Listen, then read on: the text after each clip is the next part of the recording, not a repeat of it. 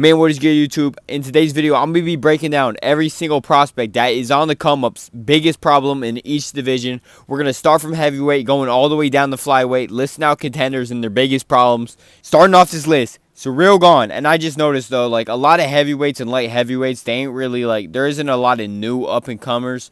They kind of been at the top for a little bit, but anyways, Surreal gone. His biggest problems, number one, I would say, even though he got, like, some pretty good takedown defense, once the fight hits the ground, he doesn't have a lot of tools there. He's able to be submitted. He's able to be controlled. And another big reason that's also one of his problems, he starts to lose a lot of that footwork late. It seems like once it gets late, if you're not just like an obese heavyweight, it seems like you're actually going to be able to take advantage of that. If you get him to the ground, you're probably going to be able to control him for a bit, maybe get him out of there. But in general, he's just a lot easier to deal with later in the fight as it goes.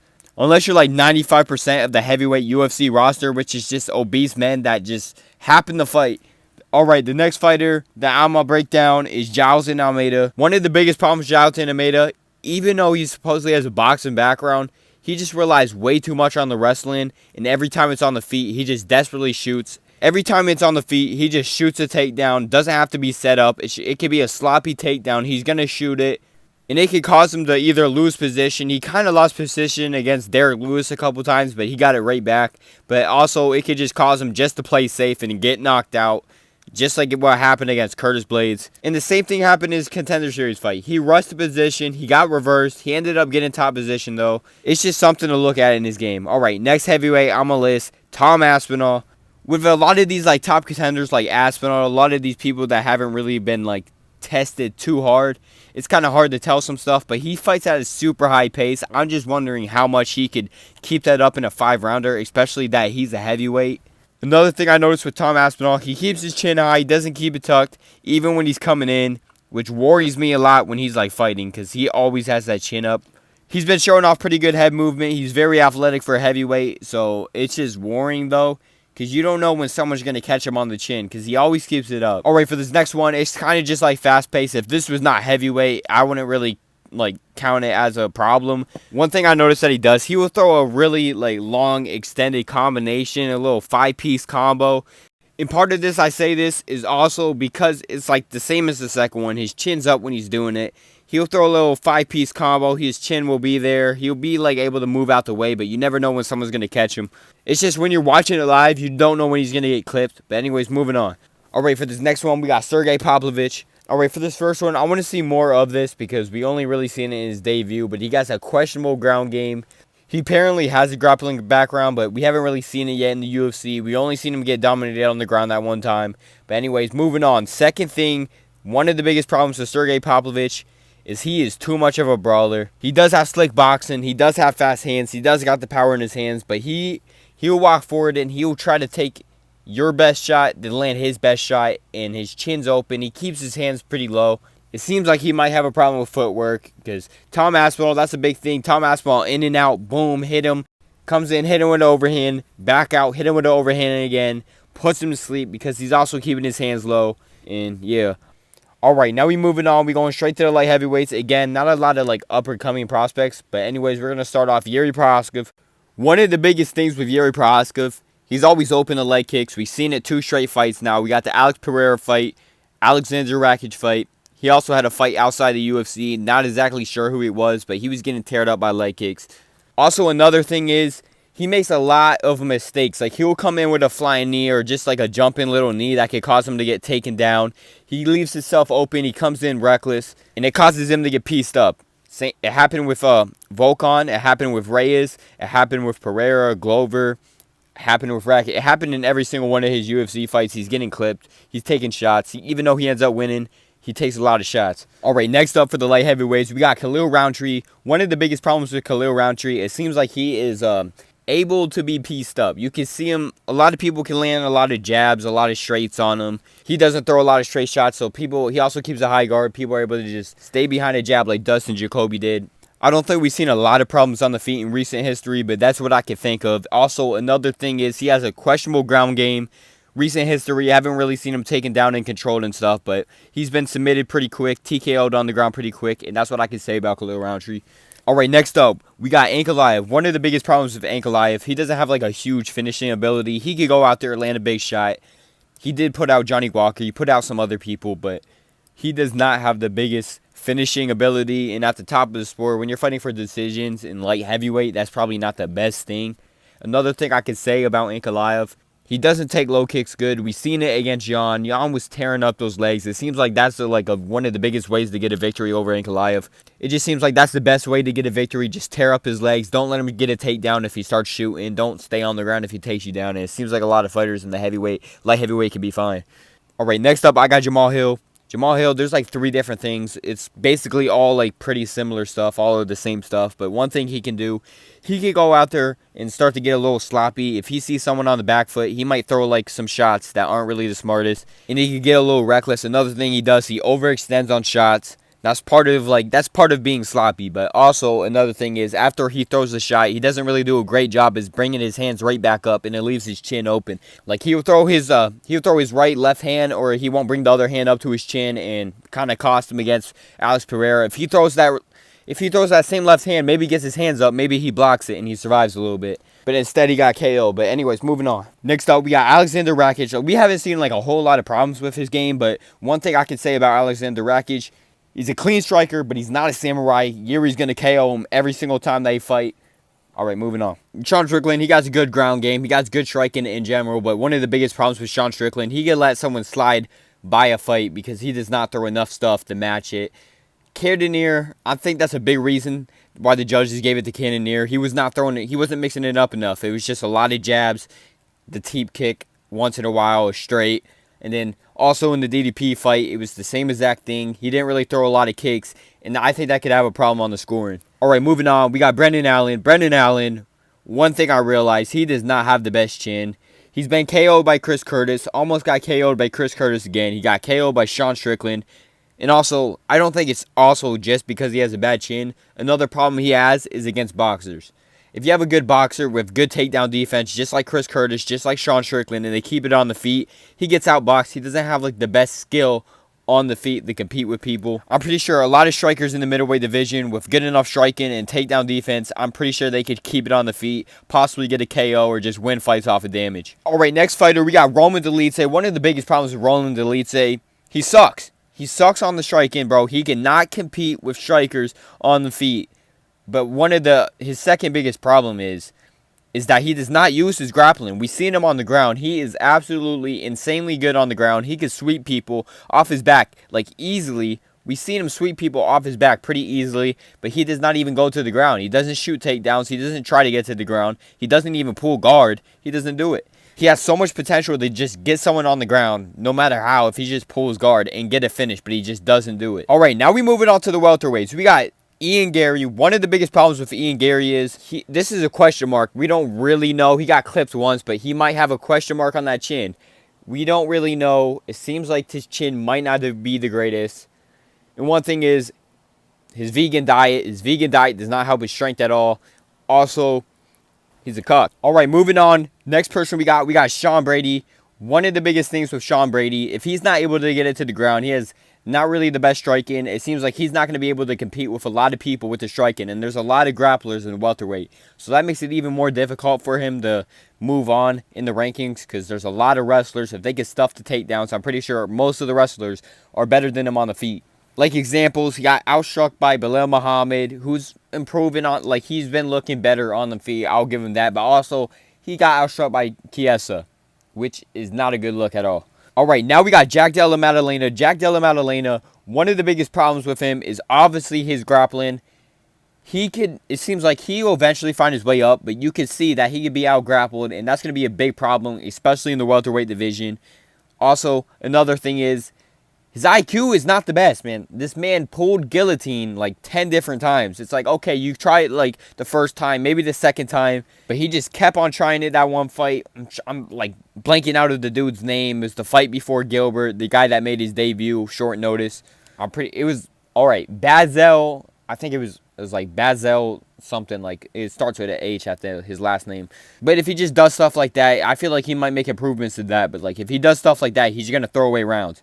Also, another thing is He looks to be pretty open when he's throwing strikes. Like when he commits to that body, he usually commits to the body a lot more when they're hurt, but it seems like his chin's out there. He could be clipped. He's been eating the shots, but you never know. Once he gets like a better striker, like a Shavkat, maybe even the Ian Gary, someone might be able to clip on the chin. All right, next up, we got Michael Venom Page. Now he's in the UFC. Another big problem. Again, a lot of welterweights are wrestlers, and that is his biggest problem is grapplers. You can see that he can't be taken down, or he just has moments, like, because of that his weird style, he can end up just falling on the ground, just like he did against Kevin Holland. Cost him the second round against Kevin Holland, and he almost got submitted. Also, another thing is, he has that wide stance. He's open to leg kicks. We seen it in the Diego Lima fight. He was able to chop his legs. He fell to the ground, clipped it on the chin, and got him out of there. All right, next up, we got Joaquin Buckley. Lacks skill. Next up, we got Shavkat Rakhmonov. Rakhmonov, very aggressive fighter. He doesn't have he doesn't have weak areas. He's good in the striking. He's good in the grappling, but he does tend to be there to be clipped because he always fights in that high-paced, aggressive style, and you can see him get clipped. Jeff Neal, he was able to land some pretty good shots, even though he's rolling with it. He's there to be hit. That's the biggest problem I can find with him. All right, now we're moving on to the lightweights. We got Mateusz Gamrot. Mateusz Gamrot, great grappler, great conditioning, but he just doesn't have the level of striking to compete with most of the lightweights. His defense isn't the greatest on the feet. A lot of people are able to land some big shots. Dariush dropped him, landed some big shots. Arman, he dropped him. He was landing some big shots. I feel like if he didn't engage in grappling, he would have won that fight. Even though I did think he won that fight, it would have been more clear. And also against Rafael Donato, oh my God, I can't speak. But he caught him with a head kick coming in with a shot and almost got him out of there. Next up, Jalen Turner. He is not the greatest against grapplers. We've seen him get controlled by Frivola. We've seen him get controlled against Gamrot, even though he had moments against him. We've seen him get controlled by Moicano. And also another thing is, I don't think he has the best heart. He hasn't really shown the best heart. Once the fights get tough, like he did against Moicano, like he did against Hooker. Okay, I'm not going to say it's all about heart, though. I'm going to say more of his gas tank, because I do remember in the Hooker fight, I've been saying this lately about Turner. I don't think he has the best heart, but I'm now remembering it. I remember the Hooker fight. He tried to come back. He tried to put up a good fight, but he just doesn't have the best gas tank either.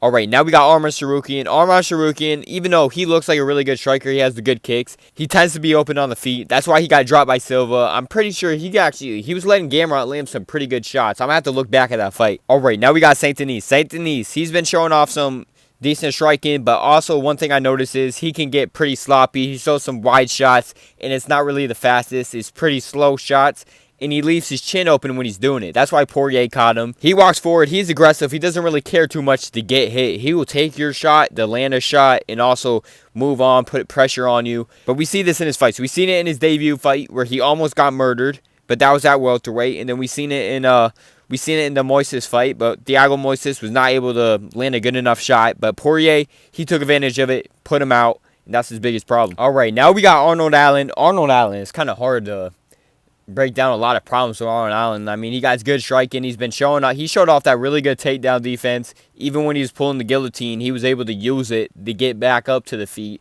better than a lot of people do. But I got to say, though, one thing I do notice is it's kind of similar with Robert Whittaker and strikers like that, even like Michael Venom Page. You could land a good shot on them coming in because they kind of have that blitz style, that back and forth on the feet, using their footwork, and then they kind of blitz in. That's how he got dropped by Mozart. He got dropped by a jab coming in with that kind of blitz style, and it cost him the fight, I think, because I'm pretty sure round 2, I think that might have been one of his clear rounds, and then that happened, which sucks, because I actually had him winning the fight. I'm pretty sure I had him first and the third off of damage. In that second round, I think it was one of his clearest rounds, and then he got hurt. Okay, moving on, we got Diego Lopez. Diego Lopez, oh my God, bro, he's been looking great, but holy crap. I will say, he can't tend to be controlled, though. Because of that grappling game, him being willing to grapple off his back, I feel like he can't be controlled. That's against Mozart, put up a great fight, but that is one problem we could kind of see. And also, he's not like the best, cleanest striker. We've seen the dirty boxing against Pat Sabatini. We've seen it against Sodiq Yusuff, but he's still not like a super clean striker. I would like to see how he matches up against someone like Volkanovski, Max Holloway, Arnold Allen, maybe even Giga. I want to see it like his striking ability. I just want to see that. All right, next up, Movsar Evloev. He is like the Pittsburgh Steelers of the MMA. He finds a way to win, but he always keeps fights close. He always keeps them close. I don't understand. It doesn't matter the level of people, the opponents he's fighting. He keeps it close. He has a lot of split decisions under his belt, but he still made it to the top 4. Really skilled wrestling. But it just seems like he just doesn't have the level of striking to compete with a lot of the strikers in the division. But he does have the good grappling to back it up. All right, moving on. Merab Dvalishvili. Good takedown, good pressure, but he's not really the best at keeping people down. We haven't really seen him control a lot of people on the ground for a long period of time, but he does keep up the pressure that makes up for it, but that's still a problem. And also, another thing is, he's pretty open on the feet. You can look at the back-to-back videos, Henry Cejudo, Marlon Moraes. If you look at the video, you can see it. It's in sync. It's actually crazy how similar both of the knockdowns were. So he is open on the feet, and we're going to see him get tested against O'Malley, see what happens. All right, next up, we got Umar. I'm not even going to butcher the last name. I know the last name. I just can't say it, so screw you. But anyways, he kind of reminds me of Arman. Like, they're both developing that striking. They got that kick game, but they can't be open on the feet. It's like they're not the strongest defense. They're good offensive fighters, but not really the best defensive. He hasn't versed a single ranked fighter yet, which is crazy because he's at number 9. But I want to see him verse someone that's good because I want to see if he has more problems. Because who knows? He might just dominate and we don't see a problem. But it's kind of hard to tell with him. I'm going to say his defense is not the greatest. All right, moving on. We got Song Yadong. Okay, let's break this down a little bit. Song Yadong, he is willing to take your best shot. It seems like he's willing to take a shot to land a shot. Also, I don't know his exact reach, but it seems like he always has a reach disadvantage. So it seems like fighters could keep him outside and start landing some shots. I'm pretty sure Peter Yan in that third round, he started getting that jab off. Corey Sandhagen was keeping that range, landing some shots, just picking him apart. Okay, now we're moving on to the flyweights. We got Muhammad Mokaev. One of the biggest problems with Mokaev is he does not really have the best striking. So that's why in the third round in his last fight, he was just dropping to his knees, trying to hold on. He does not have very good striking. He also doesn't have the craziest finishing ability on the ground. I know he has finishes, but if you look at his fights, I don't see him being able to do that. Maybe I'm wrong, but I don't see him being able to get someone on the ground and getting a finish against someone like Brandon Moreno, Pantoja, blanking out right now, but Amir Albazi, Kai Kara France. I don't really see him doing that.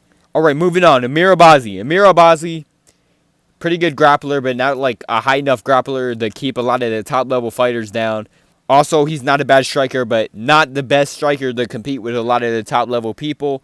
Robbed Kai Kara France. That's another problem, bro. I hate that shit. All right, moving on. We got Steve Erceg. To be honest, there is no real problem with Steve Erceg, but I'm going to try to name one just to I got to make something up. Steve Erceg, I guess he could be open on the feet. We seen it in the Machinel fight. He's willing to get into an exchange because he thinks he's going to get the better of it and he could get hit by some good shots. But I just want to say, the more I think about the fight, bro, I think Steve Erceg might be able to get the upset. I was going to say no because he is rushed. But I'm going to be honest, the more I think about the fight, because he does have I'm pretty sure he has some decent wrestling. I'm pretty sure he showed some decent wrestling off in the regional scene. So I don't think he's just going to get dominated on the ground. All right, moving on. We got Manel Kape, good striker. He could defend wrestling pretty well. But this dude, his biggest problem is he can't make weight. Like, what are you doing, bro? All the fans are going to your side, and he's trying to lose them, bro. He doesn't make weight. I know he's injured now, which sucks, but he just can't make weight. I don't even think he's the biggest, flyweight. He doesn't really look that big of a flyweight. I don't really see him at bantamweight, but I could be wrong. I got to see him standing up against a bantamweight, but I don't really see him being that big, and he can't make weight. He has fans coming to his side, and he's trying to ruin that, bro. Stop self-sabotaging, bro.